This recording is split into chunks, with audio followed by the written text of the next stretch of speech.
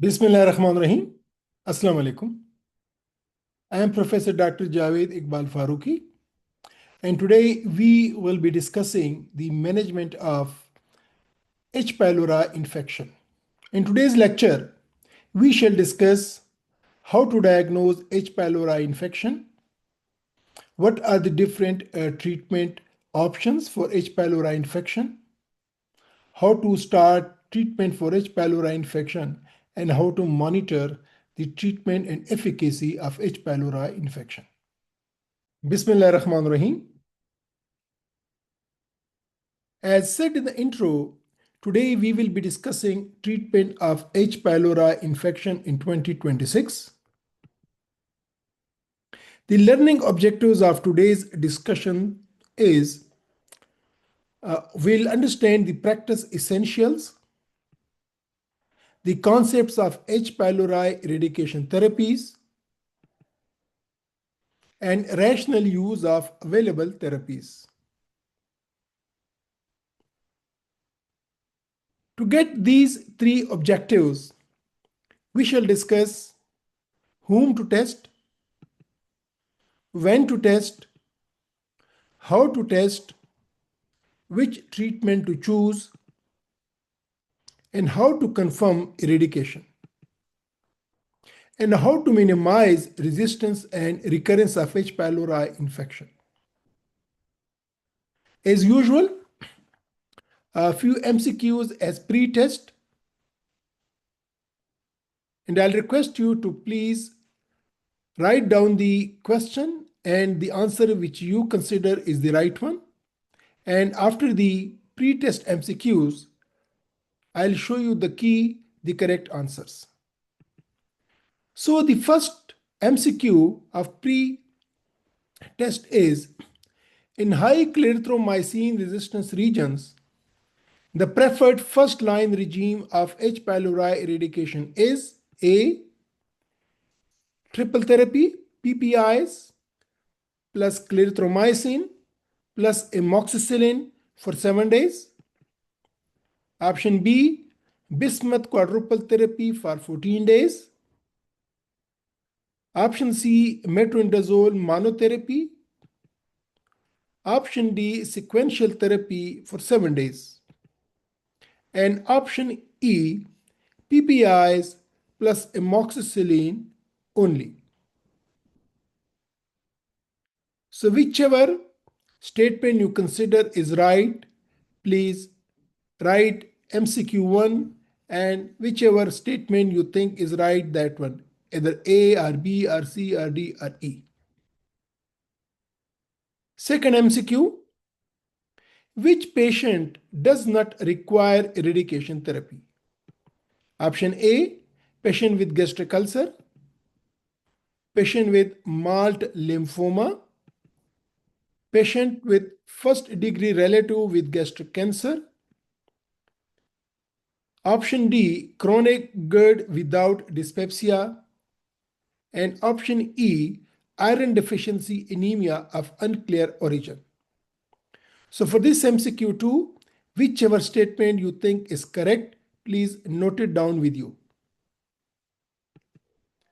Know the MCQ3, prior exposure to which drug reduces success of clarithromycin-based therapy? Prior exposure to which drug reduces success of clarithromycin-based therapy? Option A, tetracycline. Option B, nitrofurantoin. Option C, azithromycin. Option D, ciprofloxacin. And option E, linezolid. So please now note down the answer of MCQ3 with you. Know the MCQ4. Best test to confirm eradication is option A, IgG serology. Option B, urea breath test. Option C, rapid urease test on biopsy. Option D, stool antigen while taking PPIs. And option E, gastrin level. Please write down the correct answer for this MCQ4 with you.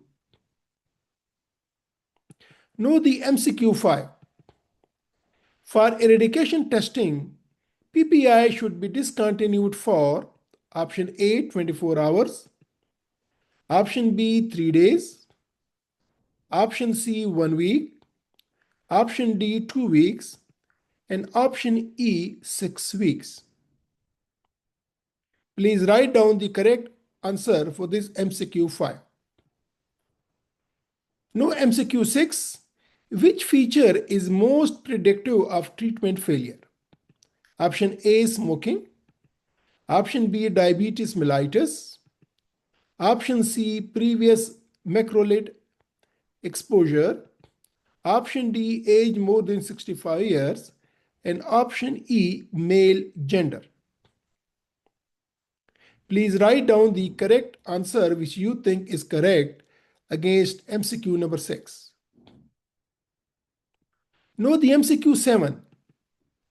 Bismuth quadruple therapy consists of option A PPI plus amoxicillin plus clarithromycin, option B PPIs plus bismuth plus tetracycline plus metronidazole, option C PPI plus levofloxacin plus amoxicillin, option D PPI plus bismuth plus rifaximin, and option E PPI plus bismuth plus amoxicillin plus doxycycline. Whichever statement you think is correct, please write down that statement against the MCQ 7. Know the MCQ 8. Duration that provides the best eradication rate is A 7 days, B 10 days, C 12 days, D 14 days, and E 21 days. Please write down the correct answer which you think is against MCQ 8. Know the MCQ 9.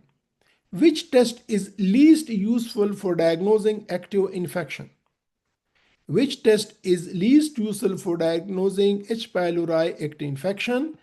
And this is A serology IgG, B stool antigen, answer C urea breath test, answer D rapid urease test, and option E histology. Whichever answer you think is correct, please write down that against MCQ 9. Now the MCQ 10. Failure after first line clarithromycin regime, best next option is A. Repeat clarithromycin triple therapy, B. 8 probiotics only, C. bismuth quadruple therapy for 14 days, D. stop therapy completely, and E. metronidazole plus PPIs for 7 days. Please note down the correct answer which you think is correct against MCQ 10.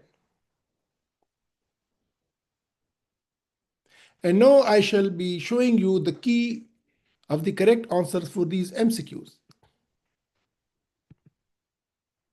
For MCQ 1, correct answer was B.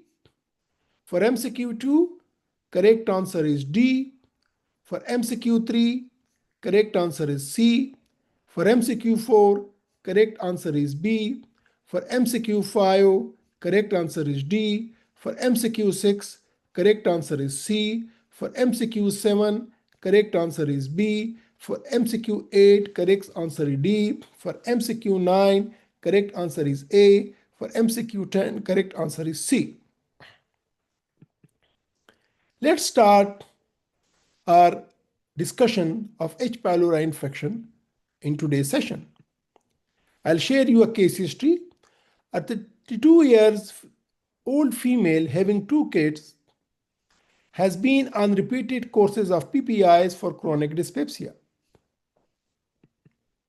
Found to be H. pylori positive by ICT. No history of dysphagia, hematemesis, melena, or weight loss. And no family history of gastric cancer. Height 160, weight 72, BMI 28.1. Rest of physical examination is unremarkable. Investigations: HB 13.7, MCV 84, platelet 3,35,000, WBC 7,600, bilirubin 0.8, LT 30, AST 34, alkaline phosphatase 125, albumin 3.5, globulin 3.1, urea 22, abdominal ultrasound, liver shows normal ecotexture, regular margins, normal gallbladder, normal pancreas, normal spleen, no ascites, and H. pylori by ICT positive. So how will you manage this case? This is the question.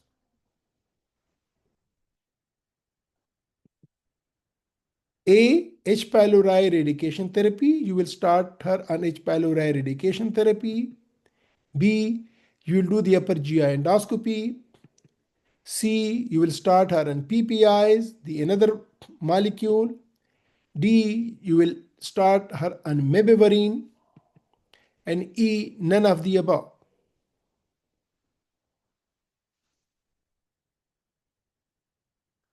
The correct answer is none of the above.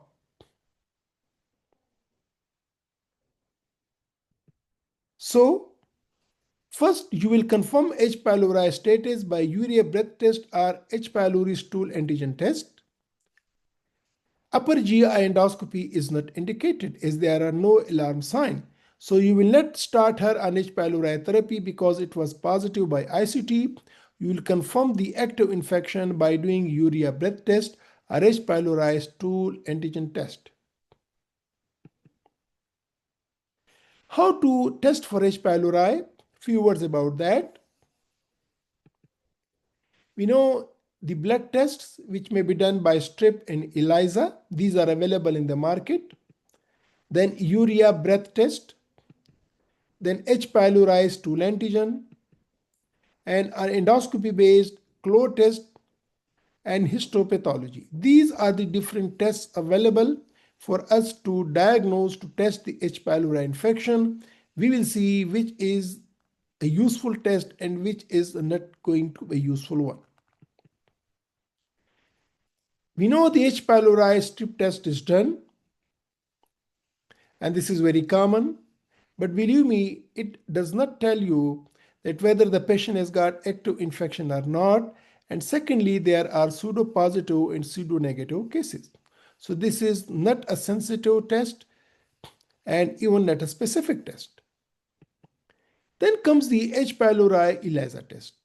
Again, it doesn't tell you whether the patient has got active infection or not. Even the IgG or the rising titers does not tell you. So clinically, you cannot start a patient on H. pylori eradication therapy if the patient is found to be H. pylori by the ICT or by the ELISA. Then urea breath test. Yes, this is a diagnostic test. This is a confirmatory test. And if this is positive, the patient has got active H. pylori infection. Similarly, this in the urea breath test, solution is ingested, it is drunk, and then the air is exhaled into a foil bag, and then that is tested for if the patient is positive for urea breath test. Similarly, H. pylori stool antigen, yes, this is a confirmatory test as that of urea breath test, and when this is positive, it tells the patient has got active H. pylori infection. Similarly, H. pylori endoscopic biopsy, that is the CLO test, the CLO rapid urease test, when this is positive, it turns red pink. So in that case, it is positive in active infection, and in the inactive infection or the past infection, it will remain negative. In this, the endoscopy is done, biopsy is taken and put into this solution. And similarly, the histopathology, where it tells you the H. pylori, directly you see the organism. So the H. pylori endoscopic biopsy, H. pylori CLO test, urea breath test, and the H. pylori stool antigen test, these are the investigations which tells you that the patient has got active infection. Okay. H. pylori can be diagnosed by histology when biopsies are taken during gastroscopy. Urea breath test is a very accurate and robust test to diagnose the infection. The H. pylori stool antigen is an accurate test, but it has a higher proportion of equivocal results than the urea breath test. Where urea breath test is not available, then please go for the H. pylori stool antigen. Use of serology to detect H. pylori infection is not recommended by any guidelines, as it cannot discriminate between a current active infection or an old treated infection in the past. Importantly, one has to stop PPIs for 14 days prior to performing a urea breath test or stool H. pylori stool antigen test. The reason is that up to 20% of people while on PPIs may get false negative results due to suppression of the organism by the PPIs. So when you want to test for H. pylori, make sure the patient is not taking PPIs for the last 2 weeks. Okay, who should be treated for H. pylori and how? This is a very important question. Generally speaking, do not test patients for H. pylori unless you are prepared to treat if they are positive. This is very important. Patients who should be tested for H. pylori, these are patients with duodenal or gastric ulcer diagnosis, recent or in the past, patients with dyspepsia, that is epigastric pain, dominant symptoms, are the patients having first degree family history of gastric cancer, especially if the index case is young, and high risk groups like before starting on long-term NSAIDs. So these are the different groups of patients whom you should be tested for H. pylori, and if they are found to be H. pylori positive, you need to treat them. Although a large proportion of patients with duodenal or gastric ulcers are H. pylori positive, H. pylori negative ulcers are becoming more common. We should be aware of it. Therefore, it is recommended to document that a patient is H. pylori positive before initiating treatment. The most common cause of H. pylori negative ulcers are NSAIDs and antiplatelet agents. Basic facts about H. pylori. Let's have that. H. pylori continues to be an important pathogen associated with peptic ulcer disease, dyspepsia, and gastric cancer. In an H. pylori positive individual, the lifetime risk of developing gastric or duodenal ulcer is 5 to 15% and dyspepsia up to 25%, as compared to those who are H. pylori negative. H. pylori is an important risk factor for development of gastric cancer, but this is rare, occurring in less than 1 in 1,000 infected individuals. In a substantial proportion of individuals, the infection remains dormant and causes no symptoms. Most infections are acquired in childhood during the first 5 to 10 years of life. We should remember this. Although most H. pylori infections are acquired in childhood, it is not recommended to routinely test family members of H. pylori infected individuals unless they are symptomatic. Among adults, it's very unlikely that H. pylori is transmitted even when there is close personal contact. So, in this case history, which H. pylori eradication therapy will you consider?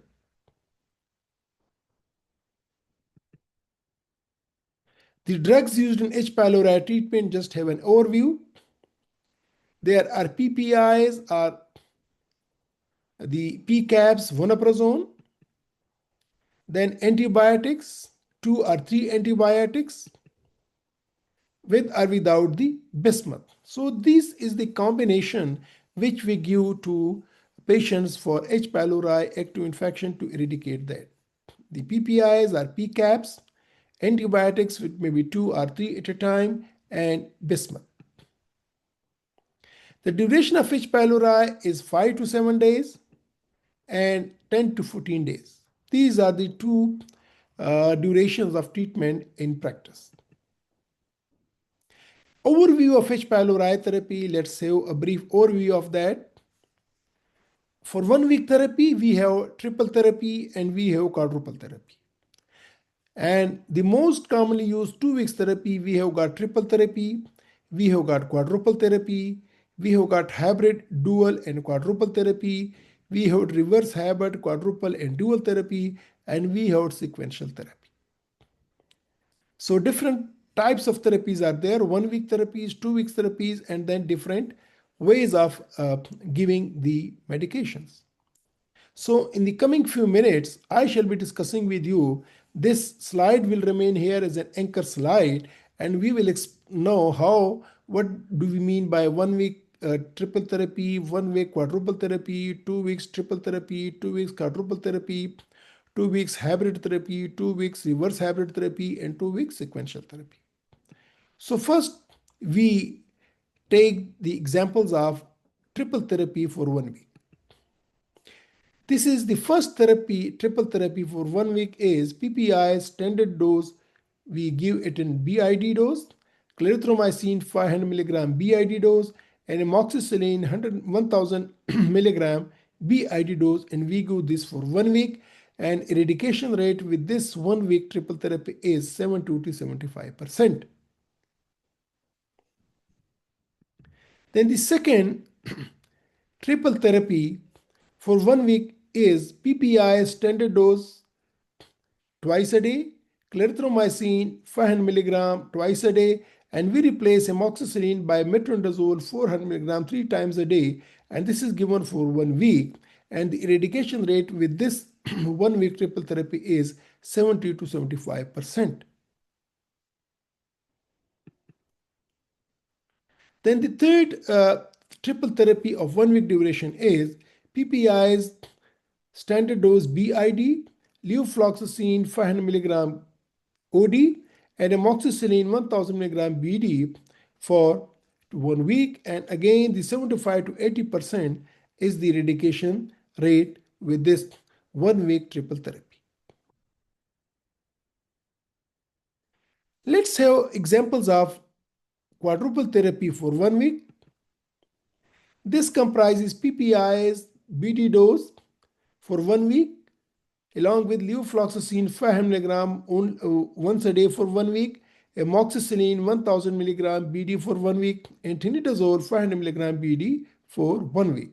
And now eradication is a bit improved here, and this is 80 to 85%.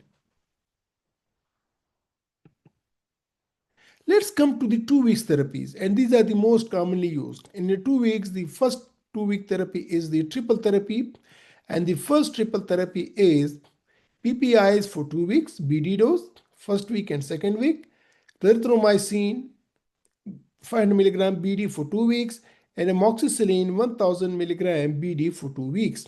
And eradication rate with this regime is 80 to 85%.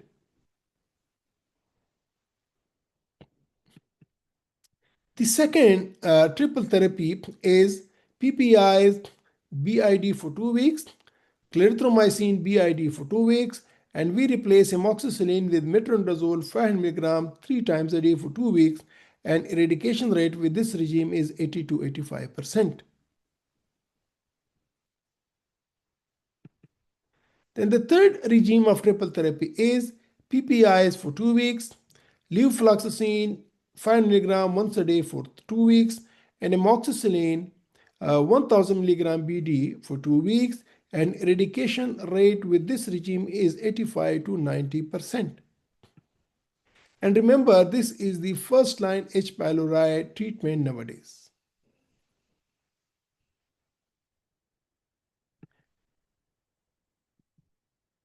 Another fourth triple therapy is vonoprazone 20 mg BD for 2 weeks, clarithromycin 500 mg BD for 2 weeks, and amoxicillin 1000 mg BD for 2 weeks. And again, the eradication rate here is 85 to 90%.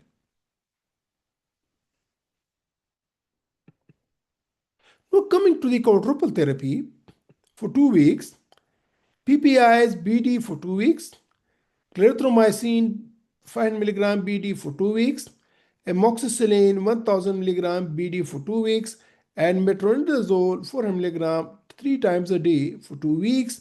And eradication with this quadruple therapy is 90 to 95%. The second regime of quadruple therapy, and remember, this is the second line H. pylori eradication therapy. The second regime is PPIs BD for 2 weeks, levofloxacin 5 mg BD for 2 weeks, amoxicillin 1000 mg BD for 2 weeks, and bismuth subsalicylate 265 mg QID for 2 weeks, and eradication therapy with this is 90 to 95%. Then the third regime of quadruple therapy is PPIs for 2 weeks, levofloxacin BD for 2 weeks, tetracycline QID for 2 weeks, and bismuth subsalicylate QID for 2 weeks, and eradication therapy again here is 90 to 95%. The fourth quadruple regime of 2 weeks is PPIs for 2 weeks, metronidazole for 3 times a day for 2 weeks, tetracycline QID for 2 weeks, and bismuth subsalicylate 265 mg QID for 2 weeks, and eradication here is 90 to 95%. And this is the third line H. pylori eradication therapy. Now coming to the hybrid therapy, what does it mean, the hybrid therapy? Here we give the two types of drugs. In the first week, we give PPIs for the whole 2 weeks and amoxicillin for the whole 2 weeks.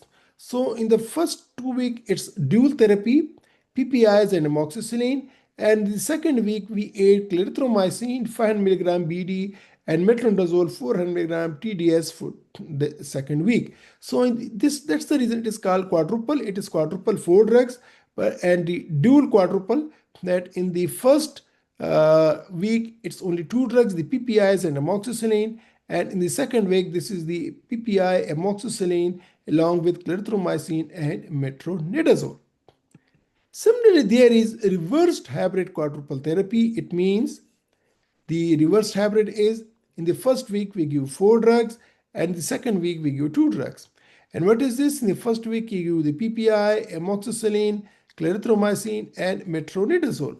While in the second week we stop clarithromycin, metronidazole, and we continue with PPI and amoxicillin, and the eradication rate with this is 90 to 95%. Then comes sequential therapy. What is this? It's a very interesting concept. In the first week, we give PPI and amoxicillin. Then in the second week, we continue with PPI, we stop amoxicillin, and we give clarithromycin and metronidazole. So in the first week, there are 2 drugs, PPIs and amoxicillin, and the second week, we give 2 antibiotics in the place of amoxicillin along with the PPIs. So this is our sequential therapy 1. There is sequential therapy 2, in which in the first week we give dual therapy PPI and amoxicillin, and in the second week we give PPI along with levofloxacin and tinidazole. So the first line therapy, the choice of the first line treatment regime for H. pylori infection depends on various factors, including the local prevalence of antibiotic resistance and patient factors such as age, comorbidities, and medication allergies. In regions with high clarithromycin resistant rates, levofloxacin containing triple therapy or bismuth quadruple therapy are recommended as first line therapy. So this is going to be the first line therapy. Triple therapy of 2 weeks duration with PPI for 2 weeks, levofloxacin for 2 weeks, amoxicillin for 2 weeks. So this patient, our patient, was given PPI standard dose BID for 4 weeks, levofloxacin for 2 weeks, amoxicillin BD for 2 weeks. Is it necessary to test whether the treatment was successful? Answer is, it is generally recommended to test whether treatment was successful or not. In primary care, urea breath test or the stool antigen test are useful for this. Importantly, one has to wait at least 4 weeks after the treatment was finished. Ideally 4 weeks, but 2 weeks maybe before retesting is done to avoid getting false negative results. Once again, it is important that PPI therapy, if there is an ongoing need for it after the antibiotics are finished, is withheld for 14 days prior to the repeat testing for Helicobacter pylori. So the antibiotic should be finished 2 weeks before that, and then you may give PPIs for 2 weeks and then stop altogether the drugs. You give some another symptomatic treatment and then you check for the H. pylori infection. Patient can be managed during these 14 days with standard dose of antacids if they have symptoms while off the PPI.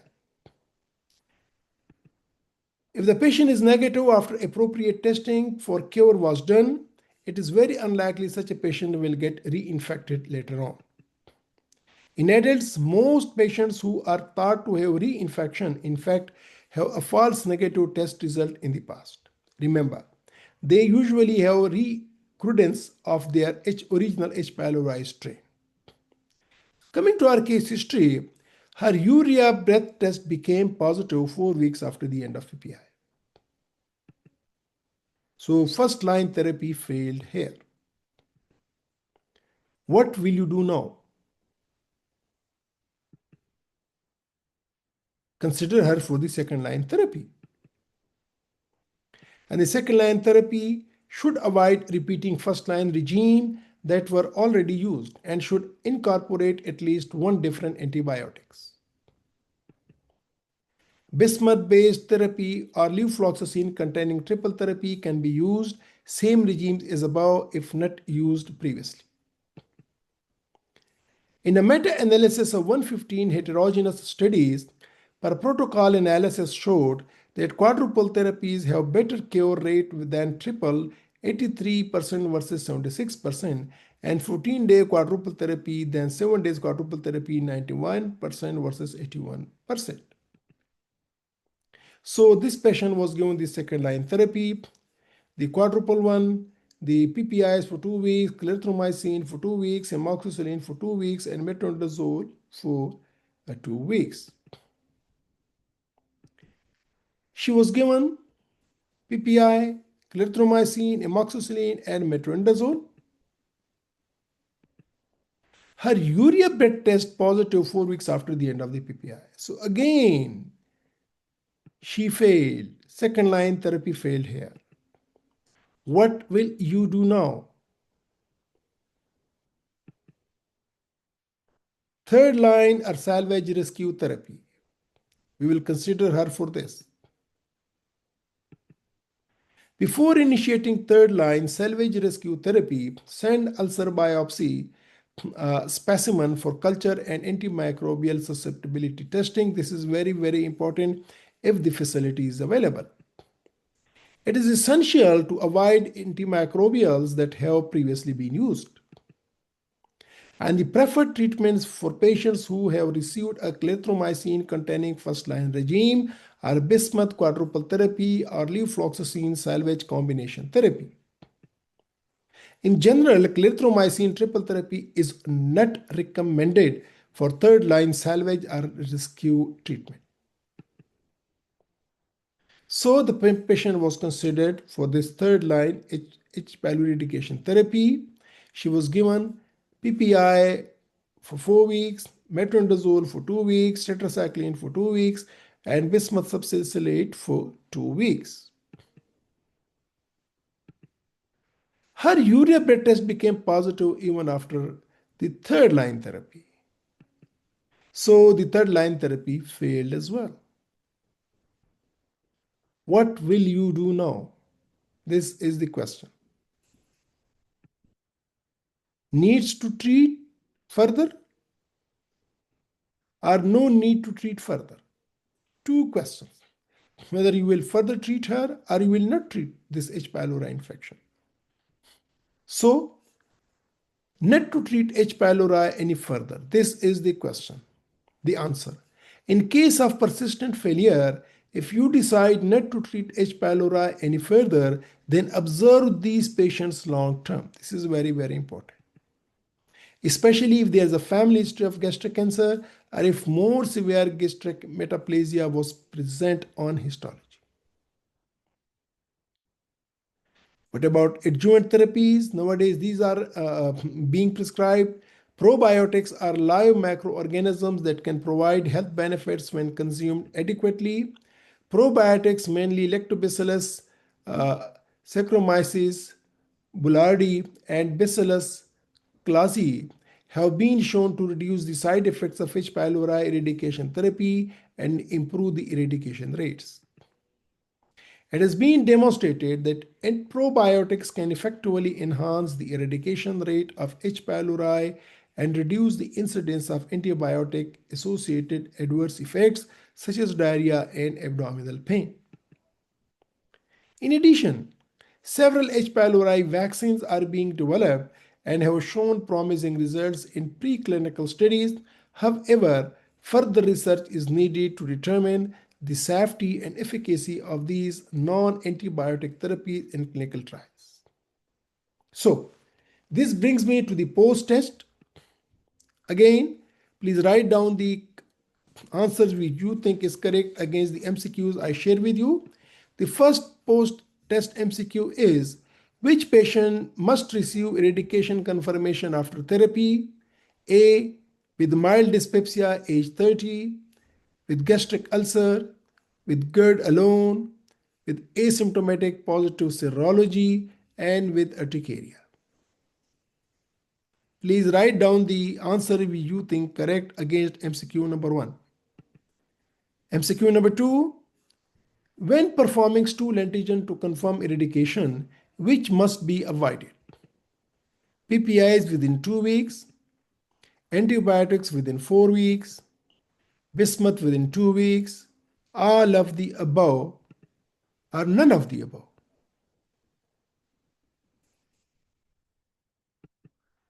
Question number 3, a patient received clarithromycin triple therapy for 7 days and remains positive, best management. Repeat same regime, give PPI alone, switch to bismuth quadruple therapy for 14 days, aid probiotics only, or do serology. Whichever you think is the correct answer, please note down. MCQ 4, in areas of high clarithromycin resistance, it means more than 15%, standard triple therapy result in 90 to 95% eradication, 80 to 85% eradication, 55 to 70% eradication, less than 30% eradication, or no effect. Please write down the correct answer. Question number 5.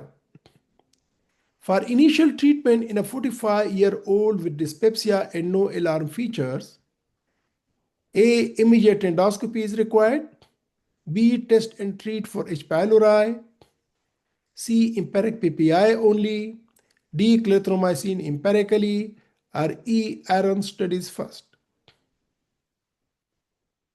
Please write down the correct answer, which you think is. MCQ 6, which regime is acceptable as salvage therapy after bismuth quadruple therapy failure? Clarithromycin triple therapy, levofloxacin triple therapy, amoxicillin alone, serology repeated, or PPI only. Please write down the answer which you think is correct. MCQ number 7, false negative urease blood test is most likely if a patient has gastric cancer, patient is on PPIs, patient is fasting, patient is dehydrated, or patient is lactose intolerant. Please write down the correct answer. MCQ number 8, Which statement is correct? Serology can be used to confirm eradication. B. H. pylori never recurs after cure. Reuse of failed regime increases resistance. D. Therapy shorter than 10 days is acceptable. And all require endoscopy before treatment.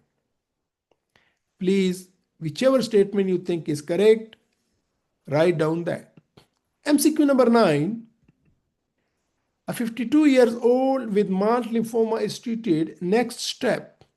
No further follow-up required. Confirm eradication after therapy. C. Repeat serology. D. Avoid antibiotics completely. And E. Routine surveillance only.